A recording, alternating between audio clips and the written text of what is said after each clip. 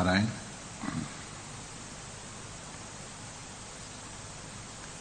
शास्त्रों में संतों की सेवा की बड़ी महत्ता उल्लिखित है।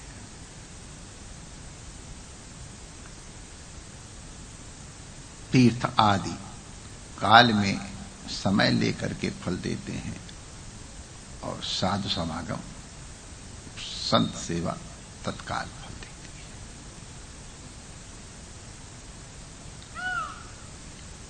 है। बी माय डियर, हाँ वही बात है। माय डियर सुनते हैं तो सतां भी संगः सकलम प्रसूते, साधु सेवा बड़भागी पाइए, श्री गुरबाणी में भी आया है। साधु सेवा धर्म हमारा, हम लोगों का मूल मंत्र ही है। लेकिन सबसे सेवक धर्म कठोरा जो कहा है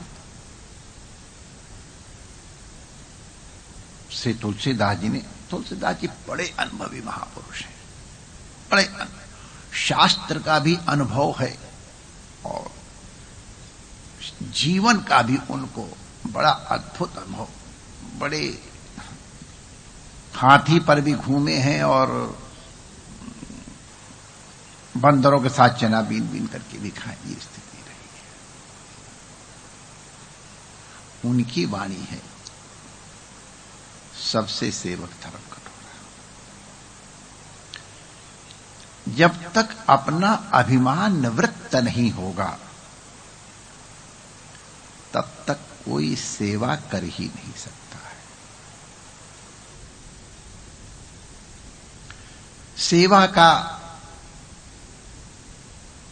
प्रथम लक्षण है अभिमान शून्यता। प्रायः सेवकों में, सेवादारों में इसका अभाव दिखाई पड़ता है और इसलिए सेवा का जो फल होना चाहिए वो नहीं मिलता है। सेवा में अपनी इच्छा का तो कोई तात्पर्य ही नहीं है। सेवा में सेव्य की इच्छा ही सर्वोपरि है। लेकिन अब लोग इसको नहीं समझते हैं तो नकल करने को सेवा समझ लेते हैं, जैसे तुमने किया वैसे हम करेंगे। यही मैं आपके लिए बना के लाए हैं, आपको लेना ही पड़ेगा। अब हम आपको एक घटना सुनाते हैं, इन्हीं ठंड के दिनों की है। हमारे एक गुरु भाई रहे, महाराज जी के साधक शिष्य अवधूत मोहनदास जी महाराज, बड़े अद्भुत महापुरुष। निष्कलंक जीवन उनका साधुता का व्यतीत हुआ है और हमारे एक प्रकार से वो मार्गदर्शक रहे। हम बड़ी भक्ति पूर्वक उनके दर्शन करने के लिए जाया करते थे। वो एक कुटिया में रहते थे, उनकी एक आध लंगोटी शायद होती थी, पुस्तकें तो थी, बाकी कोई परिग्रह नहीं। महापुरुष थे, उनको भिक्षा कराने के लिए लोग एक एक साल, डेढ़ साल तक प्रतीक्षा करते थे कि उनको भिक्षा पहुंचाने का अवसर मिले। तो पवित्रतापूर्वक भोजन बना के लोग नंगे पैर उनकी सेवा में लेके आते थे, पा करके बर्तन छोड़ देते थे, कोई परिग्रह नहीं। हमारे प्रति उनका वात्सल्य भाव था, तो तो हमको लगता है हम अगर जाएंगे और हम खा पी के नहीं गए तो वो चिंता करेंगे, इसको कुछ खिलाओ पिलाओ, कुछ इंतजाम करो। तो उनके चित्त में थोड़ा, अब क्षोभ तो नहीं कहेंगे, लेकिन थोड़ा अपने स्वरूप से तो अलग उनको होना ही पड़ेगा। तो इसलिए ज्यादातर कुछ देर पहले कुछ खा पी के ही जाते, जैसे महाराज बस अभी हाथ भी गीले हैं देख लो।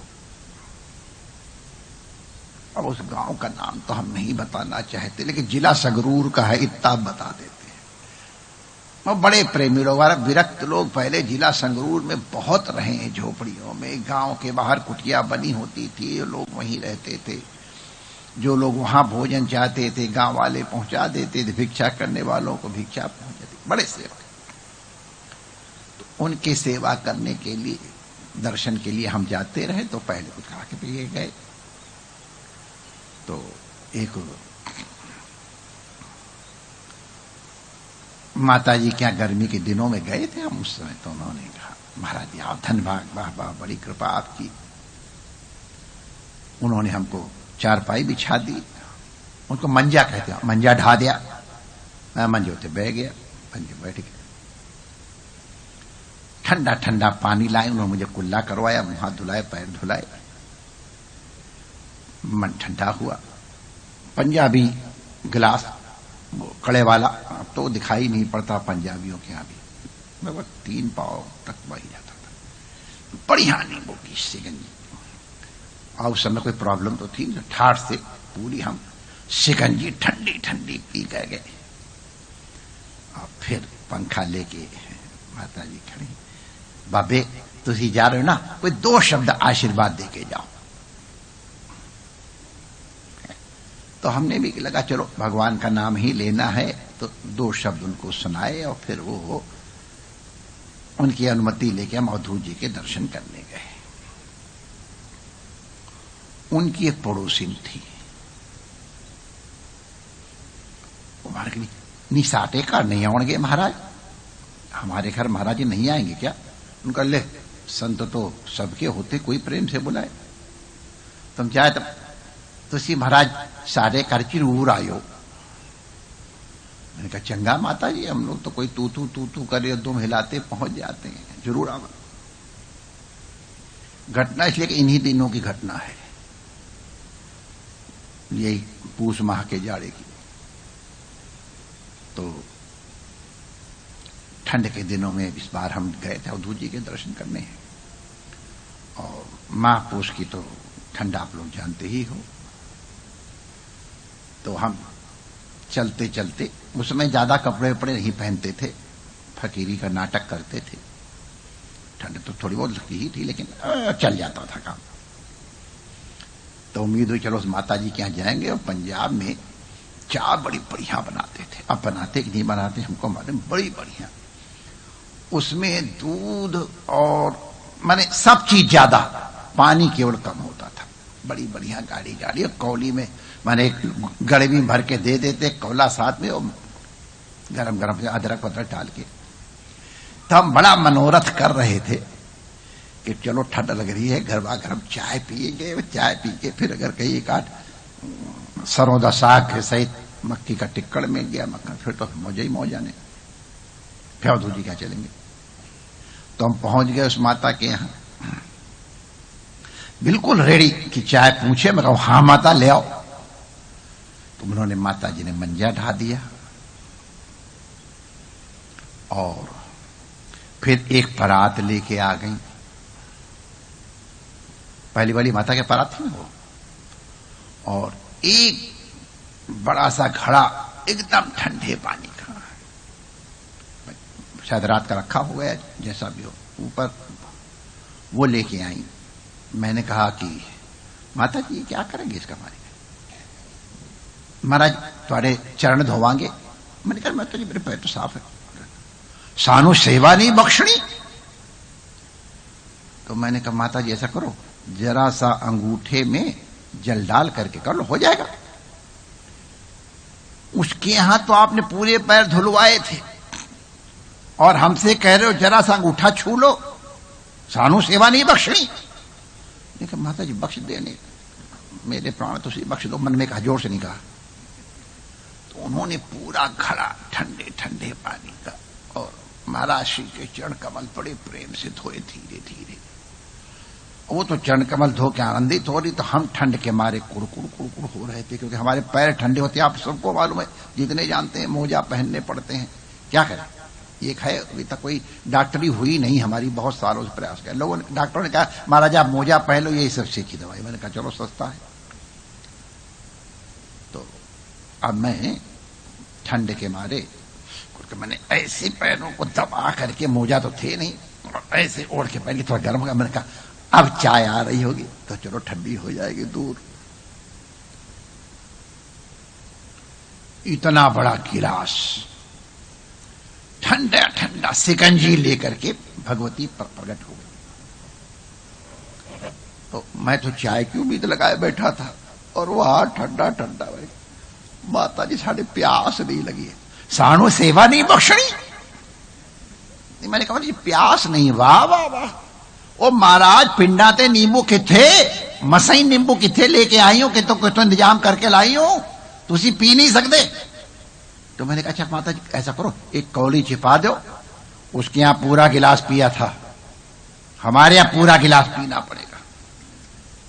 मैंने जैसे हमारे कन्हैया ने पूतना का दूध पीते समय भोलेनाथ का स्मरण किया था, हे भोलेनाथ जहर पीने का अभ्यास आपका है तो आप कृपा करके जहर का सेवन कर लो, दूध दूध मैं पी लेता हूं, बंटवारा हो जाएगा।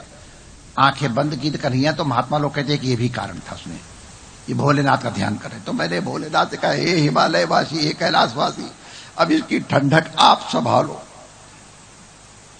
और अब आपसे मैं कैसे बताऊं, वो हमने ठंडी ठंडी सिकंजी, अब तो काम ही हो गया होता, उस समय तो हम जरा ठीक थे।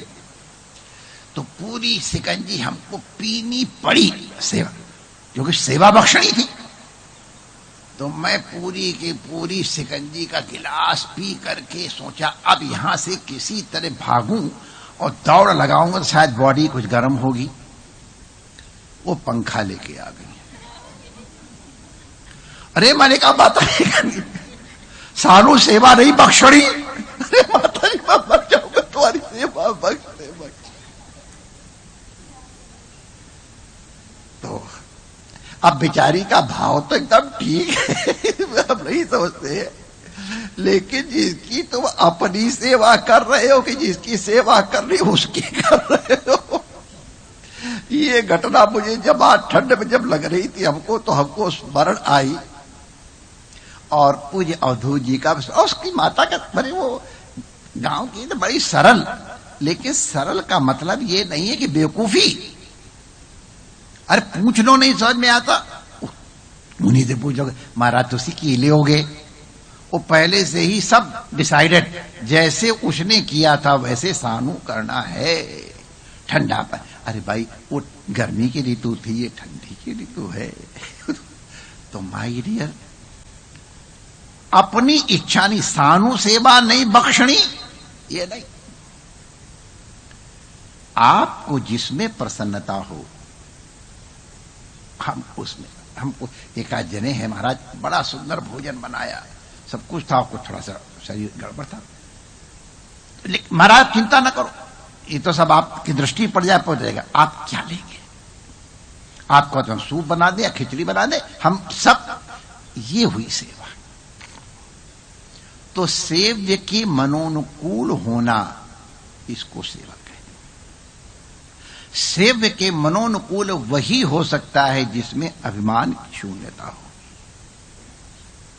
तो इसलिए अभिमान शून्यता बिना संपूर्ण समर्पण के नहीं होती है, और संपूर्ण समर्पण हो जाए तो फिर तो गति ही हो जाती है। इसीलिए तुलसीदास जी ने कहा सबते सेवक धर्म कठोरा, सेवा धर्म परम गहना योगिनाम अपि। योगियों के लिए भी दुष्कर है सेवा धर्म। तो इसलिए सेवा से सतामि संगा सकलम प्रसूति, सत्या साधु समागमा जो कहा है यथार्थ है। लेकिन जब हम सर्वथा समर्पण पूर्वक निर्भिमान हो के सेव्य की अनुकूलता में अपनी अनुकूलता समझ करके अपनी समस्त क्रियाएं समर्पित करेंगे, वो को सेवा कहते हैं। और वो सेवा अंतःकरण के समस्त दोषों का प्रक्षालन कर प्रभु के निवास का और ज्ञान प्रदीप के प्रज्वलन का मार्ग प्रशस्त करती है। परमात्मा आप सबका मंगल करें। जय श्री कृष्ण।